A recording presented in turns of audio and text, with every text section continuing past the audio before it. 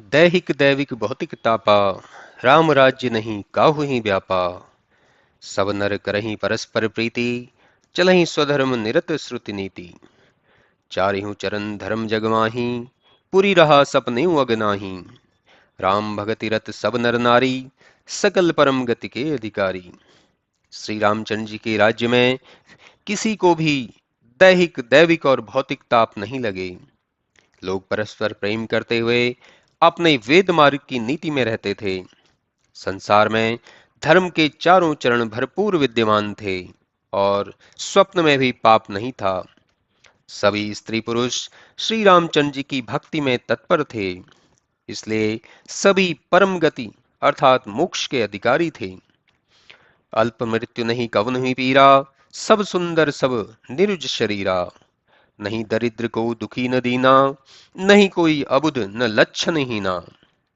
सब निर्दम्ब धर्मव्रत पुनि, नर और नारी चतुर सब गुनी।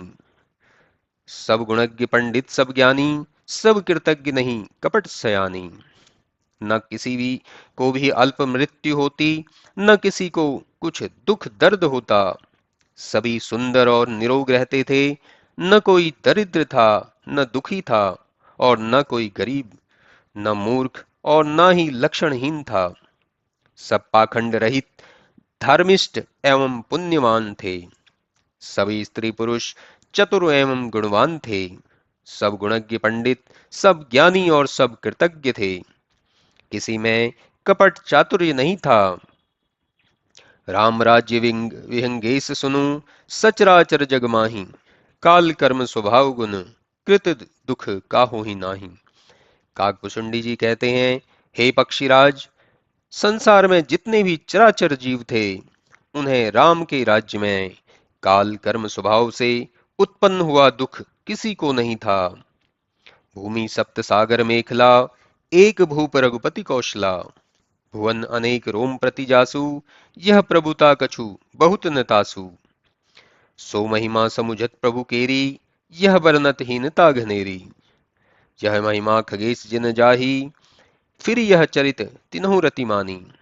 सातों द्वीपों की भूमि समुद्र जिसकी मेखला है, अकेले श्री रामचंद्र जी राजा थे।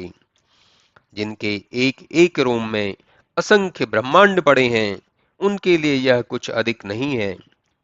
प्रभु रामचंद्र जी की उस महिमा को समझते और कहते हुए बड़ी हीनता है।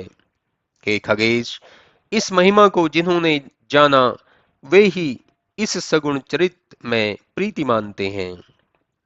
उस महान महिमा को जानने का फल यह चरित्र है, ऐसा बड़े बड़े जितेंद्रिय मुनिराज कहते हैं। राम राज्य का सुख और संपत्ति शेष नाग तथा सरस्वती भी वर्णन नहीं कर सकती। सब उदार सब पर उपकारी, द्विज सेवक सब नर और नारी। एक नारी व्रत नर सब झारी, ते मन वच कर्म पति हितकारी। सब स्त्री और पुरुष उदार परोपकारी तथा ब्राह्मणों के सेवक थे। सब पुरुष एक स्त्री व्रत थे। स्त्रियां मन वचन और कर्म से पति के प्रति हितकारी थी। रामचंद्र जी के राज्य में दंड केवल सन्यासियों के हाथ में था और भेद नाचने वालों में तथा नृत्य मंडली में था। जीतने के लिए केवल मन रह गया था, यही सुनाई देता था। जंगलों में वृक्ष सदा फूलते थे, हाथी और सिंह एक साथ रहते थे। पक्षी और हिरन आदि पशुओं ने भी स्वभावजन्य बैर छोड़कर आपस में प्रेम बढ़ाया था। पक्षी सुंदर शब्द करते और मृग झुंड के झुंड निर्भय फिरते तथा आनंद करते थे। वायु शीतल मंद सुगंध चलती और भौरे गूंजते हुए फूलों के रस लेकर चले जाते थे। बेली और वृक्ष मांगने पर फल देते थे। गायें मनमाना दूध देती थी। पृथ्वी सर्वदा अन्न से भरी रहती थी। त्रेता युग में सतयुग का व्यवहार हो गया था। जगत की आत्मा श्री रामचंद्र जी को राजा जानकर पर्वतों ने तरह तरह की मणियों की खान प्रकट कर दी। सब नदियों में ठंडा निर्मल स्वादिष्ट सुख देने वाला श्रेष्ठ जल बहता था। समुद्र अपनी मर्यादा में रहते थे। अपने किनारों पर रत्न डाल देते थे, जिन्हें लोग पा जाते थे। सब तालाब कमलों से भरे हुए थे और दशों दिशाएं अत्यंत प्रसन्न रहती थी। रामचंद्र जी के राज्य में चंद्रमा किरणों द्वारा अमृत वर्षा करते थे, सूर्य आवश्यकता अनुसार तपते थे और मेघ मांगने से जल देते थे। प्रभु रामचंद्र जी ने करोड़ों अश्वमेघ यज्ञ किए और अनगिनती दान ब्राह्मणों को दिया। वे वेद मार्ग के पालक, धर्म धुरंधर, गुणातीत रामचंद्र जी भोग विलास में इंद्र के समान थे। सीता जी सदा पति के अनुकूल रहती थी। वे शोभा की खानी, सुशील, विनीत, दया सागर रामचंद्र जी की महिमा को जानती थी और मन लगाकर उनके चरण कमलों की सेवा करती थी। यद्यपि घर में दास दासियां बहुत थी और सब सेवा विधि को जानने वाली थी, तो भी सीता जी अपने हाथ से घर के सब कार्य करती और रामचंद्र जी की आज्ञानुसार चलती थी। जेहि विधि कृपा सिंधु सुख मानहि, सोई शिव सेवा विधि उर आनहि। कौशल्यादि सास ग्रह माही, सेवहि सबनि मान मद नाही। उमा रमा ब्रह्मिता वंदिता, जगदम्बा संतत आनंदिता। जिस प्रकार से कृपा सिंधु सुख मानते हैं, सीता जी उसी को हृदय में सेवा विधि समझती है। घर में कौशल्या आदि सासुओं की सेवा मान अभिमान त्याग कर करती हैं। जो सीता जी पार्वती, लक्ष्मी और ब्रह्माणी आदि देवियों द्वारा वंदनीय जगत की माता तथा सदा अनंत है, जिनकी कृपा दृष्टि की चितवन देवता चाहते हैं, वही सीता जी अपना स्वभाव बुलाकर रामचंद्र जी के चरण कमलों में प्रीति करती हैं। से वही सानुकुल सब भाई, रामचरण रति प्रीति सुहाई। प्रभु पद कमल विलोकत रही, कबहु कृपालु हम ही कछु कहीं। सब भाई आज्ञाकारी रहकर सेवा करते हैं। उनकी रामचंद्र जी के चरणों में अत्यंत अधिक प्रीति थी। प्रभु के पद कमल देखते थे कि कभी तो कृपालु हमें कुछ कहेंगे। राम करही भ्रातन पर प्रीति, नाना भांति सिखा वही नीति। हर्षित रहे नगर के लोगा, करही सकल सुर दुर्लभ भोगा। रामचंद्र जी भाइयों के प्रति भाइयों पर प्रीति रखते हैं और उनको नाना प्रकार की नीति सिखाते हैं। नगर के लोग प्रसन्न रहते हैं और संपूर्ण देवताओं को भी जो दुर्लभ है ऐसा भोग विलास करते हैं। दिन रात ब्रह्मा को मनाते हैं और श्री रामचंद्र जी के चरणों में प्रीति चाहते हैं। जानकी जी ने लवकुश नाम के दो पुत्रों को जन्म दिया, जिनकी कीर्ति को वेद और पुराणों ने गाया है। दोनों पुत्र विजयी, विनयशील और गुणों के घर हुए। वे ऐसे मालूम होते थे मानो भगवान राम जी के ही बड़े सुंदर प्रतिबिंब हैं। शोभा और गुणशील की राशि दो दो पुत्र सब भाइयों को हुए। जो ज्ञान, वाणी और इंद्रियों से परे हैं, अजन्मा मन तथा माया के गुणों से परे हैं, वही सच्चित आनंद की राशि परमात्मा श्रेष्ठ मानव लीला करते हैं। प्रातःकाल सरयू में स्नान कर ब्राह्मणों के साथ सभा में बैठते हैं। वशिष्ठ जी वेद और पुराणों की कथा वर्णन करते और रामचंद्र जी यद्यपि सब जानते थे तथापि सुनते हैं। छोटे भाइयों के साथ भोजन करते हैं, जिन्हें देखकर सब माताएं अत्यंत सुखी होती हैं। भरत और शत्रुघ्न दोनों भाई पवन कुमार हनुमान जी के साथ बगीचे में जाते थे। वहां बैठकर रामचंद्र जी की गुणगाथा पूछते हैं। तब परम बुद्धिमान हनुमान जी कहते हैं, वे निर्मल गुणों को सुनकर अत्यंत सुख पाते हैं और विनती कर करके सुनाते हैं। सबके ग्रह ग्रह होई पुराना, रामचरित पावन विधि नाना। नर और नारी राम गुण गावहीं, करहीं दिवस निशि जात न जानहीं। सबके घर में पुराणों की कथाएं होती हैं। पवित्र रामचरित्र का नाना प्रकार से स्त्री और पुरुष सब गान करते हैं। दिन रात बीतते मालूम नहीं होते। अयोध्यापुरी निवासियों की संपत्ति और समाज की शोभा को जहां श्री रामचंद्र जी राजा होकर विराजमान हैं, हजारों शेष भी नहीं कह सकते। नारद आदि और सनकादि मुनिगण कौशलेंद्र प्रभु रामचंद्र जी के दर्शन के लिए प्रतिदिन अयोध्यापुरी में आते हैं और नगर को देखकर वैराग्य भूल जाते हैं।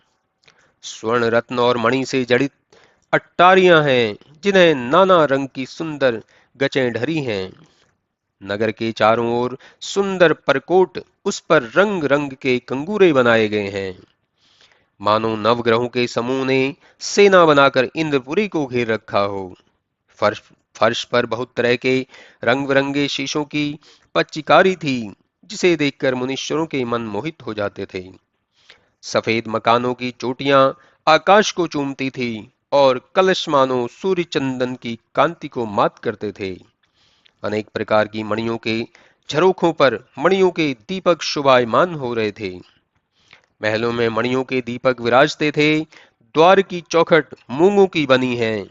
मणियों के खंभे स्वर्ण और नीलमणि से जटित दीवारें ऐसी बनी हैं, मानो ब्रह्मा ने बनाई हैं। सुंदर मनोहर महल के विशाल आंगन स्फटिक पत्थर से बने हुए शोभित हो रहे हैं। प्रत्येक द्वार के किवाड़ स्वर्ण के बने हैं, जिन पर बहुत से हीरे जड़े हैं। घर घर में बहुत सी सुंदर चित्रशालाएं रचकर बनाई गई हैं। उनमें रामचंद्र जी का घर देखने में ऐसा है जो मुनियों के मन को भी चुरा लेता है। सब लोगों ने प्रयत्न कर अनेक प्रकार की फुलवाड़ियां लगाई हैं, जिन्हें अनेक यत्न से बनाया गया है। जिनमें कई जाति की सुहावनी बेलें लगाई हैं, जो सदा वसंत ऋतु के समान फूलती फलती रहती हैं। उनमें भौरे सुरीली मनोहर ध्वनि से गुंजा करते हैं और तीनों प्रकार का सुंदर वायु सदा चलता है। बालकों ने अनेक पक्षियों को पाला है, जो मीठी बोली बोलते और उड़ते हुए सुशोभित होते हैं। घरों के ऊपर मोर, हंस, सारस और कबूतर बड़ी ही शोभा पा रहे हैं। वे जहां तहां शीशे की दीवारों में, छतों में अपनी परछाई देखकर बहुत तरह की बोलियां बोलते और नाचते हैं। बालक तोते और मैनाओं को पढ़ाते और कहते हैं कि राम कहो, रघुपति कहो, जनपालक कहो। राजद्वार सब तरह सुंदर बना हुआ है। गलियां, चौराहे और बाजार सभी सुंदर हैं।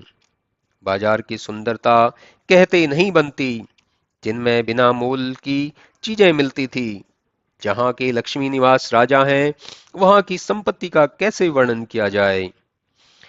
बजाज, सर्राफ आदि वाणिक ऐसे बैठे हैं, मानो कुबेर बैठे हों। जितने स्त्री पुरुष बालक वृद्ध हैं, सब सुखी और सुंदर अच्छे चरित्र वाले हैं। उत्तर दिशा में गहरी और निर्मल जल वाली सरयू नदी बहती है। उसके सुंदर घाट बने हैं, जिनमें किनारे पर जरा भी कीचड़ नहीं है। कुछ दूर पर वह लंबा चौड़ा सुंदर घाट है, जहां हाथी और घोड़ों के झुंड पानी पीते हैं। अत्यंत मनोहर बहुत से पनघट हैं, वहां पुरुष स्नान नहीं करते थे। राजघाट सब प्रकार से सुंदर हैं, जहां चारों वर्ण के पुरुष स्नान करते हैं। नदी के किनारे देवताओं के मंदिर थे, जिनके चारों ओर सुंदर उपवन था। कहीं कहीं नदी के तट पर विरक्त पुरुष, ज्ञान में तत्पर मुनि और सन्यासी रहते थे, और जहां तहां तुलसी के सुंदर पौधों के झुंड सब मुनियों ने अनेक प्रकार से लगाए थे। नगर की शोभा का कुछ वर्णन नहीं किया जा सकता। नगर के बाहर परम रमणीयता है। अयोध्यापुरी के वन, बगीचे, बावली और सरोवरों को देखते ही सारा पाप भाग जाता है। सुंदर बावलियां, सरोवर और मनोहर कुएं शोभित हैं। उनकी सीढ़ियों को और निर्मल जल को देखकर देवता और मुनि मोहित हो जाते हैं। बहुत रंगों के कमल के फूल खिले हैं, जिन पर भौरे गुंजारते हैं। रमणीक बागों में पक्षियों की बोली ऐसी मधुर मालूम होती है, मानो पथिकों को विश्राम करने के लिए बुला रहे हों।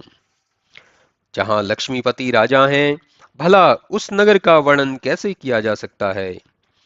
अणिमा आदिक सिद्धियां, सुख और संपत्ति सब अयोध्या में छा रही हैं। जहां तहां नर रघुपति गुण गावहीं, बैठी परस्पर इह सिखावहीं। भजऊं प्रणतपति बालक रामहीं, शोभाशील रूप गुण धामहीं। जहां तहां मनुष्य श्री रामचंद्र जी के गुणों का गान करते हैं और बैठकर परस्पर यही सिखाते हैं कि दीन जनों के रक्षक, शोभाशील और गुणों के धाम श्री रामचंद्र जी का भजन करो। जो कमल के समान नेत्रों वाले, भक्तों की रक्षा करने वाले, सुंदर धनुष बाण और तरकश को धारण किए, युद्ध में विलक्षण और संतरूपी कमल वन को प्रफुल्लित करने वाले सूर्य हैं, जो काल रूपी भयंकर सर्प के लिए गरुड़ हैं और बिना कारण ही भक्तों पर ममता करने वाले हैं, जो लोभ और मोह मृग नाश के हेतु ब्याग के समान हैं और कामदेव रूपी हाथी के लिए सिंह हैं, जो संशय और शोक रूपी घोर अंधकार के लिए सूर्य और राक्षस रूपी घने जंगल को जलाने में अग्नि हैं, आवागमन के भय का नाश करने वाले सीता सहित राम जी को क्यों नहीं बसते, जो अधिक वासना रूपी मच्छरों के लिए शीत समूह के समान हैं और जो मुनियों को आनंद देने वाले, पृथ्वी के भार को उतारने वाले तथा उदार हैं, उन राम जी का भजन करो। एहि विधि नगर नारी नर करहि राम गुण गाम, सानुकूल सब पर रहत संतत कृपा निधान। इस भांति नगर के सभी स्त्री पुरुष राम जी का गुणगान करते हैं और कृपा निधान श्री रामचंद्र जी सबके ऊपर सदा अनुकूल रहते हैं।